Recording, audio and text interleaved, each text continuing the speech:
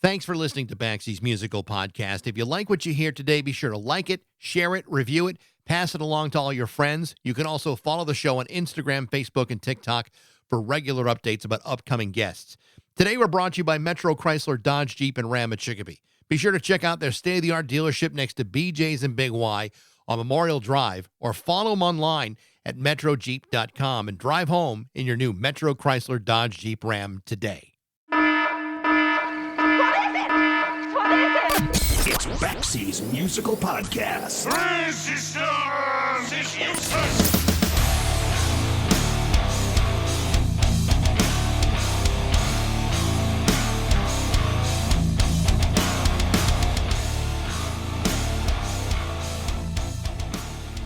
About a year ago, I spoke with two-time Grammy Award nominee Tracy Bonham. And for a lot of reasons, it was one of my favorite interviews of the year. And among one of the reasons for that is that there's something about Tracy Bonham that makes you want to root for Tracy Bonham. Not just because her music is amazing, which it is, but because there's something about Tracy's energy and tenacity that is impossible to ignore unless you haven't been paying attention at all, in which case we need to fix that today. Most people are going to remember Tracy from her hit Mother, Mother from her 1996 gold-selling debut album, The Burden of Being Upright. Unfortunately, through no fault of her own, she was unable to replicate that success due to a series of twists and turns and corporate shakeups that resulted in a 4-year delay in releasing her follow-up album, Down Here, in 2000. Ironically, Down Here, as well as her next 4 albums, represented some of the best work of her career. When we spoke last year, Tracy was still working on her next album entitled Sky Too Wide, which is finally due out on June 6th. But more about that in a second. One of the things that Tracy and I talked about last year is the glorious transformation of perspective you achieve after reaching the age of 50. Tracy and I are practically the same age, and we both agreed that things that you believed in your 20s and 30s are often seen from a much different lens by the time AARP starts sending you stuff in the mail, and that maturity and experience tends to clarify our interpretations of things, which is exactly what Tracy has reflected on this new album. Of the 9 new tracks on Sky Too Wide, 4 of them are completely reimagined interpretations of songs from her back catalog. These include Give Us Something to Feel and Jumping Bean from her 2000 album Down Here, plus Naked and Whether You Fall from her album Blink the Brightest from 2005. But make no mistake, she didn't redo these songs like it's some sort of greatest hits collection. These are 4 songs that have gracefully matured and have transformed themselves into meaning different things than they did when she wrote them 20 to 25 years ago. And in nearly every case, the change in perspective has resulted in songs that are as good, if not better, than the originals. And that, my friends, is not easy to do. The new songs on the album include the title track, Uncertain Sun, Dear God Should I Hit Send, and Don't Dick Around With My Heart. And they're all amazing, each reflecting Tracy's incredible versatility. And we're going to talk about all that stuff with my guest today, the great Tracy Bonham, on Baxie's Musical Podcast.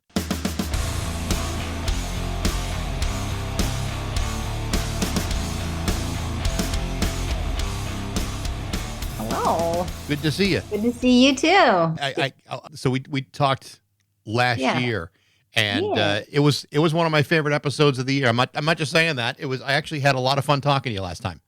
Well, that's awesome. Yeah. Well, let's do it again. Let's try to recreate the magic. That would be great. I'm going to try everything I can not to screw it all up. Perfect. But it is good to have you back. Last year when we talked to you, we just released Sky Too Wide as a single. And we talked about how a new album was on the horizon. And I know it's taken a long time to finally get to this point. But now that it's, you're a couple weeks out from it officially being released, how do you feel about it? I mean, are you relieved? Are you anxious? Are you just, you ready to get people off your back? I mean, how do you feel? I'm ready for the next album. I'm like, God, this music is so old to me. But that's the artist's, cross to bear, I guess, if you're waiting for the right time to release. But it's hard for me to believe because it's just been, work, a lot of stuff, life, parenting, all of it, health, whatever. But when I sit down and I hear you say those words, I'm like, oh my God, it's about to be birthed. And I think I'm going to feel a sense of relief. And then next. Well, I think that's healthy. I mean, I think if it were me, I think my reaction is, well, this will shut him up for a while. Right. Well, I don't feel that way because I feel a little bit like I'm behind an eight ball, and I guess it's self-imposed, but I Yeah. do feel like I need new work and I need it right now. So that's my own crap.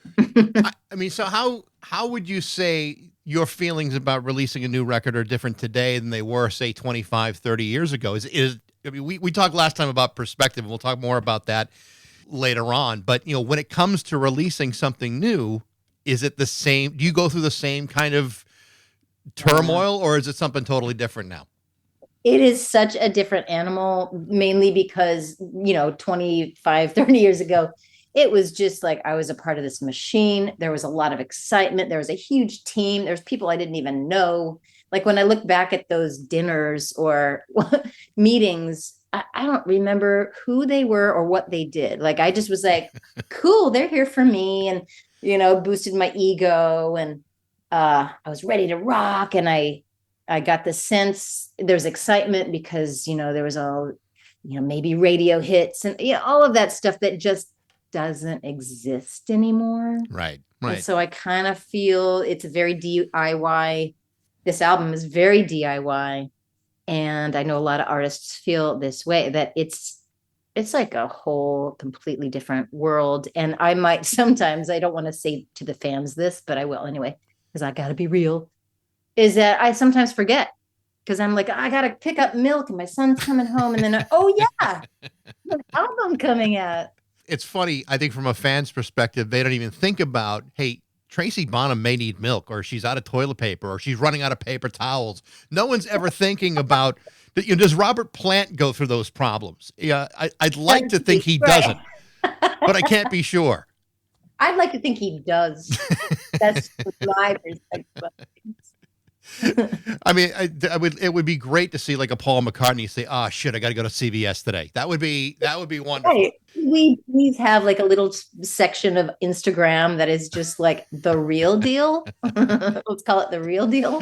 Right.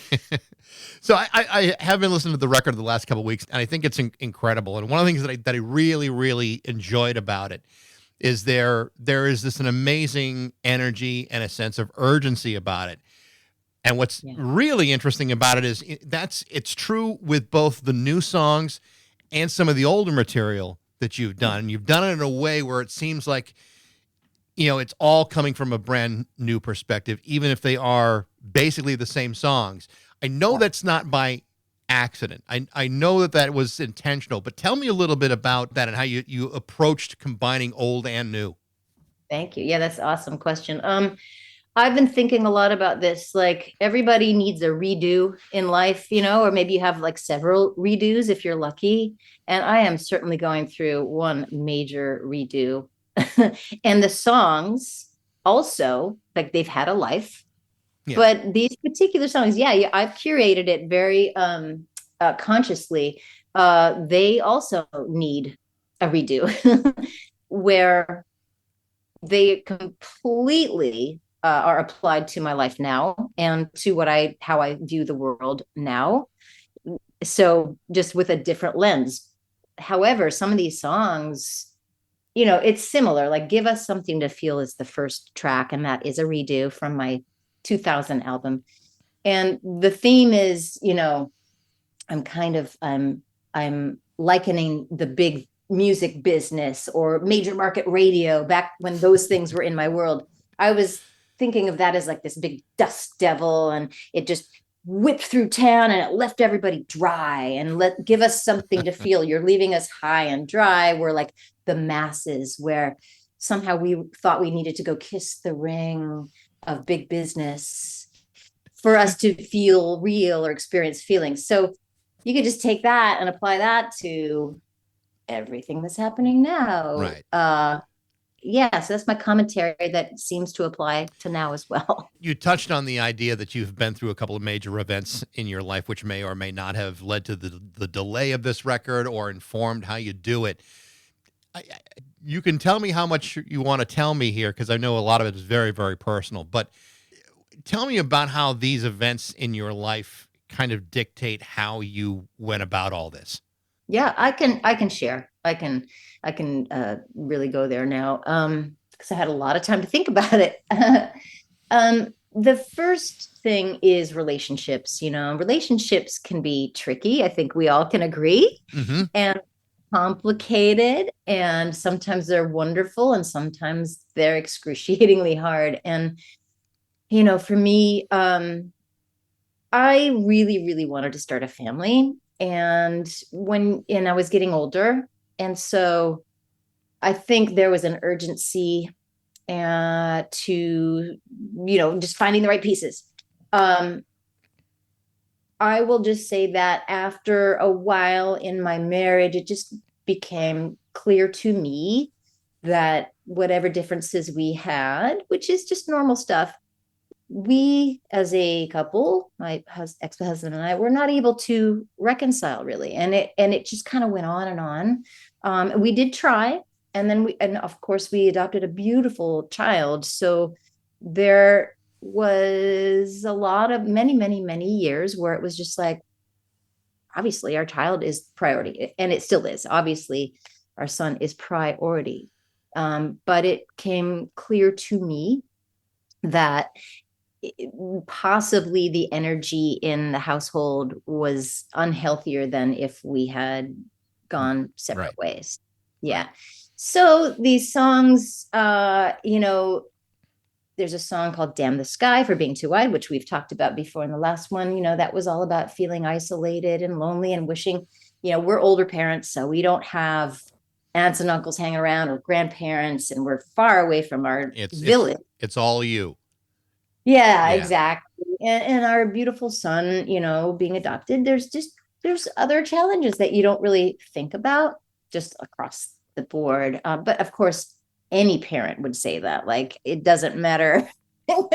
It's just things you're not ready for. So it was I really felt like I needed to reach out like a lifeline. And so when I sat down at the piano, and that song just came out in one stream of, consciousness, and that was even before the pandemic. So then we had a whole other theme of isolation. Yeah, having been through a divorce myself, I totally understand Mm.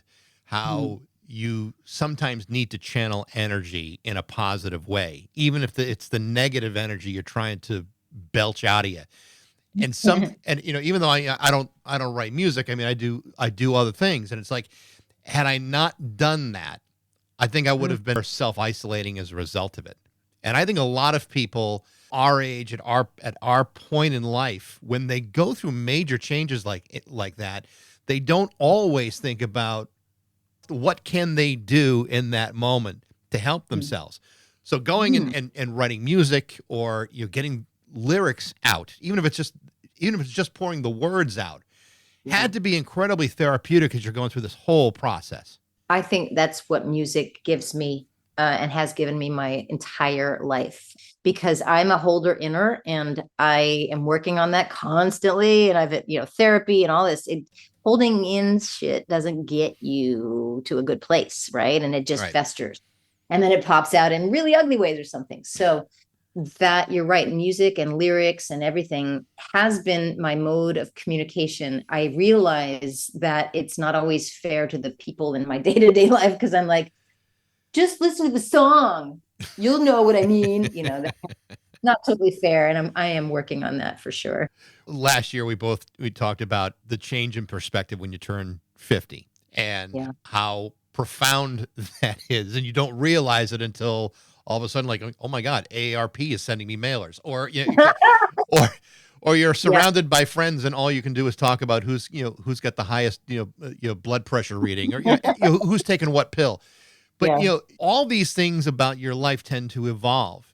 And when you talk about going back and looking specifically at songs that also evolve with you in different ways, and you said some of the songs that you were looking at specifically to redo, was there something specific about those songs, or did they just become obvious to you that now they land in a different spot?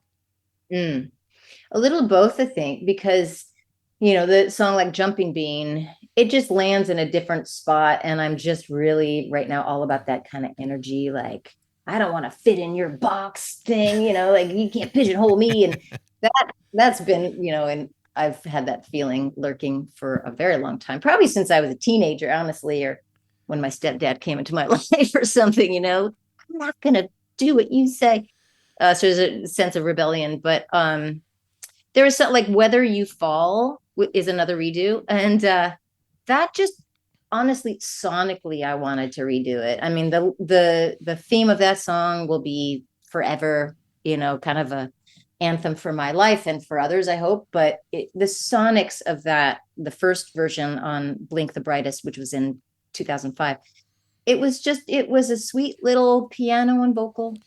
And I kept hearing, like, later, I was like, oh man, I want strings and, I want the band. So that was purely sonic. But the result of that really, because I mean, one of the things that I did is I listened to like both. I've listened to the new one, then listened to the old one, and just kind of compare the two. And that particular track, it's surprising how much better it sounds when you add some extra time to it and really massage the message of it. Like, you're right, sonically, it makes it a better song.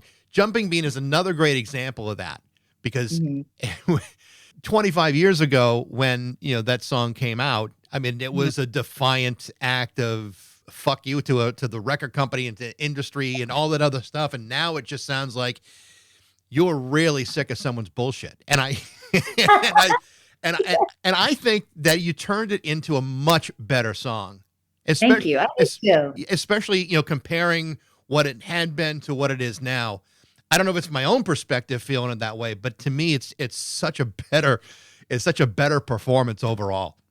I agree. I mean, beauty is getting older, and there's just some wisdom, I think, behind that one in particular too. It's just less to prove, and so there's a confidence about it, and I love that. I think I'd always been, I'd listen to songs like that after the fact and in retrospect, and I'd be like, man, I wish we would have slowed it down or just had more space and confidence. And I listened to that album in particular, Down Here, and I love Mitchell and Chad, the producers, like, just beyond, like, that was such a dream to work with them. But I was in such a weird place, and I was immature still, and I was also kind of pissed off. And now when I can express the kind of anger or angst, it's just so much better. It's more mature. It's a little more confident. There's more space around ideas. You've also got more control over things than you did back then. I mean, one of the problems that you had, back in the 90s is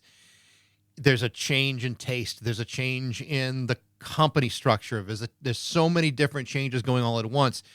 Here you are essentially self-releasing this record. The control of it is all up to you. I mean, that can be scary for some people, but also pretty emboldening for others. I think that's the way it is for you. Yeah, it's liberating. Yeah. But I still will find, this is what's coming up, I will still find things that make me want to rebel. And I don't know if that's me. Now I'm realizing, like, I still find that rub. And maybe that's what propels me to make the music I make. I can't quite figure this out. What kind of things do you find yourself rebelling at now? Anything. Well, there's just gonna probably always in my lifetime, hopefully not for next generations, but just the rub of women being diminished or placed, in a subservient role. I'm finding that, we've gone back in time, and that's really frustrating. I have been a reluctant feminist up until now. And that's another theme of liberation, but a thing where I just feel like I still have to really kind of fight against those confines. And now that I'm older and more mature, I can actually be more of a confident feminist. I'm less worried about what men think of me, honestly, right, to be brutally honest. But I think that's, again, it goes back to perspective and maturity. At 23 years old, or however you were back then, Yeah. I mean, a lot of younger artists, and I'm sure that this probably wasn't that much different for you. A lot of artists will go ahead and sign a contract because they just can't believe someone likes them enough to give them a contract. Or, Exactly. they'll give them like a publishing deal, which is just, so one-sided, and think, well, I don't need to bring this to a lawyer. They clearly love me. But the older you would say, yeah, I don't know about that. Let's bring some lawyers that we can actually find that be trustworthy enough to look at these things. It's like, you do have a different perspective on on life. I don't know how old your son is. I mean, I have daughters that are in their early 20s, and I remember how I was in my early 20s, very naive, thinking I could work in radio for the rest of my life without any hassle or problem whatsoever. I know. And it turned out to not necessarily be all that. But I mean, there is something about getting to this point in your life where you don't have to resort to those kinds of games and abusive things that used to happen all the time in record and radio and you name it. All that's, especially as it related to women. It always seemed to be so much more difficult for women to crack through than it ever was for a guy who's dressed in spandex trying desperately to look like a woman. Exactly. So when you look at things now in that regard, do you feel like there's more for you to grow? Do you feel like you've kind of reached a limit with that kind of empowerment? Oh my God, no, there's so much more growth needed, and I'm excited about it. And I love digging in and leaning in, and sometimes it's really hard, but I feel like that's what you have to do if you want to grow. And I think I want that to be expressed in my music still. So I am not done, and I think I will never ever be done. In this new record, like, again, there are new songs, there are old songs. Your last record was basically like a reinterpretation of your first album. Right. And that was, quite a long time ago. And it's been a long time since you've had an album of purely new music. We talked about some of the things that may have interrupted, marriage issues, health issues, whatever it may be. Yeah. Do you find it harder to write music now? Is it easier now? Okay. I think life circumstance makes it a little harder, like being a mom. But then again, that's really no excuse. I think writing, I mean, I really do think it's about time management. As I'm older, I'm not as good, or maybe just life is more complicated and there's more obligations and responsibilities. So, I would say I'm not as prolific as I would like to be. And it shows with, the amount of years that it's taken me to release some original new music. I have a bunch of stuff though. I have journals and journals full of song ideas, whether it's like 20 years ago, scribbles on a napkin, to like now. So it's not a matter of like being prolific. It's just a matter of completing things. I think that's my issue right now. So when you start in on writing a song, like you said, it's bits and pieces and shreds of stuff. Do you find that you're chasing after a song when you're writing, or does the song come to you to the point where you're actually able to complete something? It seems like every songwriter's got a very, very different experience with it. And some chase and some just wait for it to come to them. Where do you fall there? I think I'm both. That's the thing, is that there are some times when I find I'm beating this song down, into the submission or whatever, and it's just not going to work. Or, kind of wait, and then voila, something appears. It's really everything. But the main thing I can really take from all of my favorite songwriters of the past, like Randy Newman and stuff like that, is like, just gotta show up and be there. And so my idea, I used to really resist the idea of getting up in the morning and setting your timer, or having, 8 a.m. is when I do the writing, because I just didn't want to be so structured, because I thought that would take the magic out of things. And I didn't want to be a craftsman who puts the puzzles together. I wanted it to be more like divine, whatever intervention. But I do now, in retrospect, I realize that I I see that just by showing up every day or on a regular basis, at least you're opening the channels for something to come in. So maybe without the expectation of having to write a song a day or something, I think it's important to show up. There's a couple of songs in the new record that I really, really liked a lot. One that stood out for me is "Dear God, Should I Hit Send." I just thought the sentiment of that was I can completely relate to it. It's like, if I hit send, I'm blowing everything up. If I don't hit send, things are just going to be lousy, but I'm not the one responsible for blowing it up. I thought that was a really cool song and a really neat way of just approaching the whole subject. Yeah, I really enjoy it too. My only regret is that it dates itself because I talk about I'm talking to God and I'm like, yeah, it's the top right corner, it's that little blue feather, prevent me from hitting send. Twitter's not a thing anymore. So I wish I could have been a bit more vague. I just didn't realize how fast things were going to progress. But it really is a universal theme in so many ways. And we see our leaders accidentally sending texts to reporters about war plans or whatever, not thinking, or, sitting on the toilet at 2 a.m. and spewing whatever you want to spew about. Ooh, that was a really weird. Sorry. I'm too graphic. No. I meant like, you know what I mean. Tracy, you know what it is. That we all do that. That's our secondary office is the bathroom. I mean, it really is. But I just thought it was a really interesting song. And one of the things that I've also noticed about some of the newer material is you seem to be, and you tell me if I'm wrong about this, it seems to be like you're able to call back on your classical roots a little bit more with more ease. Like, I mean, these are not classical songs by any stretch of the imagination, but there's parts of the writing which seems like it's easier for you to reach back and grab that stuff to use in a song. Is that an accurate look at it? Absolutely. Yeah, and I'm having so much fun. It's like, I kind of feel like I'm drawing I got a fishing pole and I'm going back to the past. I'm like, oh, what can I pluck from my old repertoire? Because I love classical music so much. And I just am so happy that I have that foundation. And so my favorite composers, it might be obvious for anyone who knows, but it's like Chopin and Debussy and Ravel. It's all of those beautiful tensions and, themes with, melody and harmony. So I was like, why not just rip off? Like, I can do that. I'm allowed. I can rip off Chopin right now. He's dead.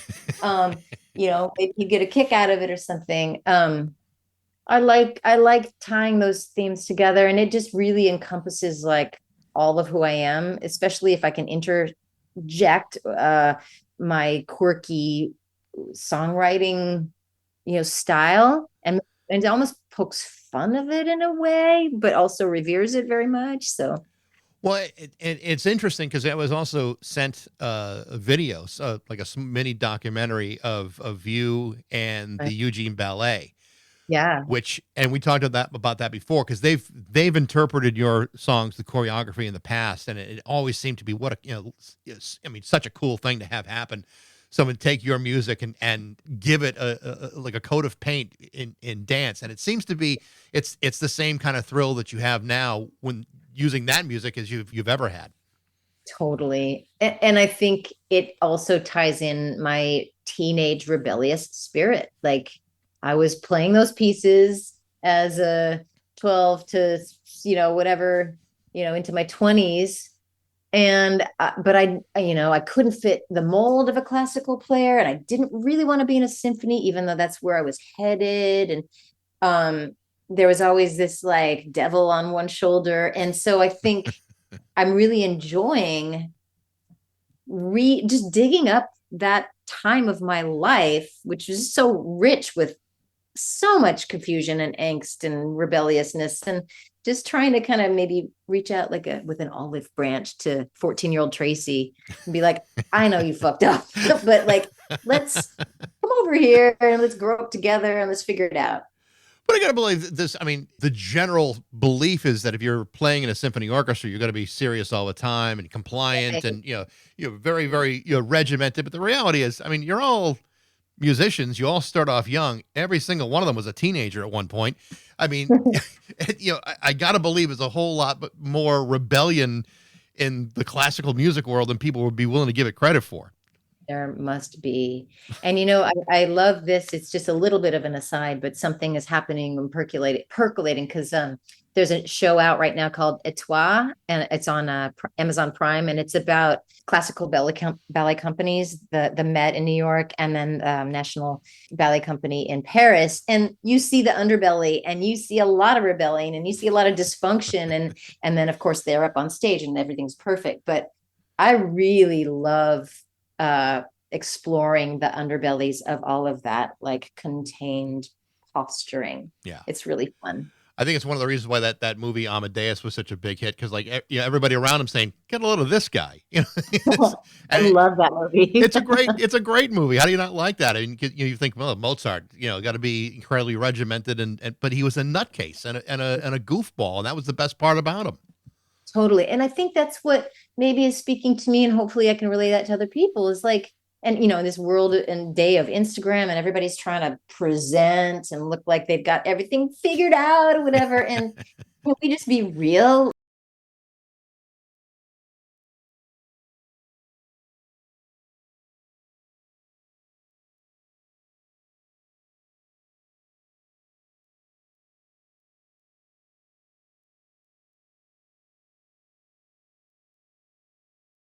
I know it just doesn't make any sense, but I love that too.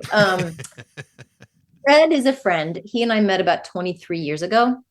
And the event was when U2 played on a flatbed truck coming across the Manhattan Bridge and then like landing in the Fulton Park, whatever.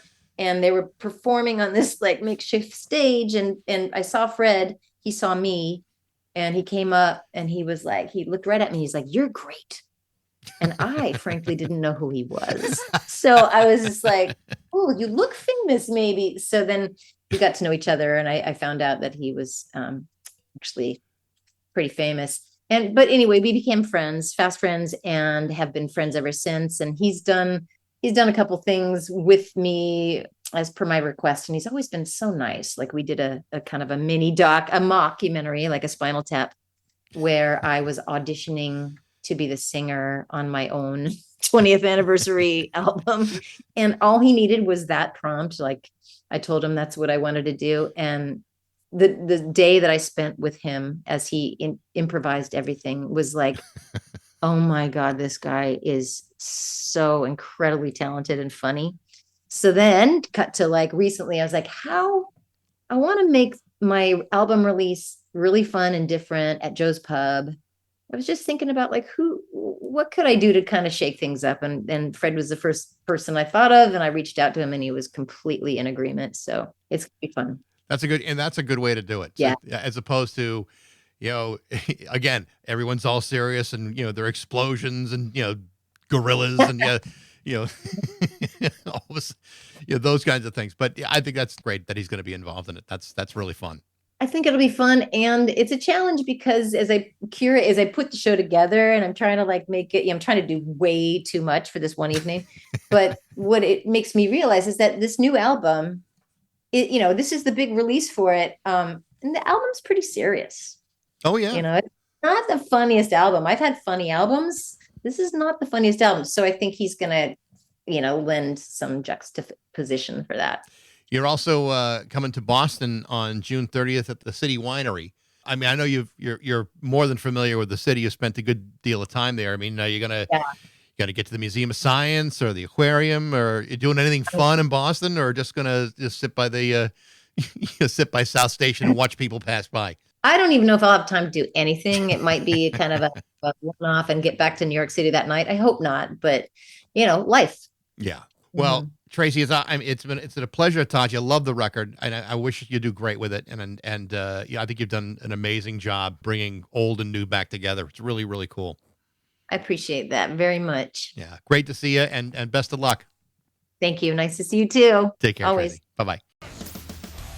The name of the new album from Tracy Bonham is Sky Too Wide, and it's set to be released on June 6th. She's also coming to the City Winery in Boston on June 30th. Thanks for listening. I hope you enjoyed it. If you did, you can always email me at bax@rock102.com. I'd love to hear what you think. Thanks again to Metro Chrysler, Dodge, Jeep, and Ram at Chicopee for their support. But most of all, thanks to you for listening to Baxie's Musical Podcast.